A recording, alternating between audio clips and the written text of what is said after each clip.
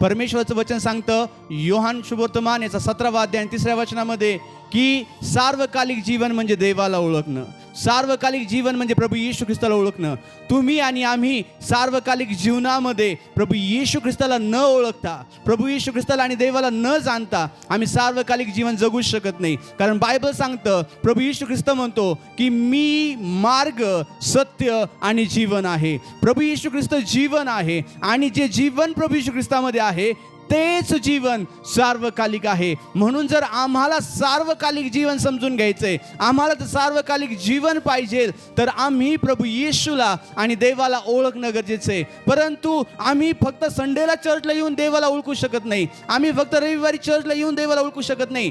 त्यासाठी आम्ही कुठेही असू दे, आम्ही घरी असू दे, आम्ही चर्चमध्ये असू दे, आम्ही कामावर असू दे, आम्हाला देवाबरोबर संगती करणं गरजेचं आहे. आणि ज्या वेळेस आम्ही अधिक आणि अधिक संगती, अधिक आणि अधिक सहभागिता देवाबरोबर करू, प्रभू येशू ख्रिस्ताबरोबर करू, त्यावेळेस आम्ही त्याला ओळखू आणि त्याच वेळेस खऱ्या अर्थाने आम्ही सार्वकालिक जीवनामध्ये चालायला लागू. बायबल सांगतं की प्रभू येशू ख्रिस्त जीवनाचा स्रोत आहे, प्रभू येशू ख्रिस्तामधून जीवन वाहतं आणि त्याच सार्वकालिक जीवनामध्ये आम्हाला चालायचंय जे जीवन प्रभू येशू ख्रिस्तामध्ये आहे. तुम्हाला आणि आम्हाला त्या जीवनाचा भाग बनायचंय जे जीवन प्रभू येशू ख्रिस्तामध्ये आहे.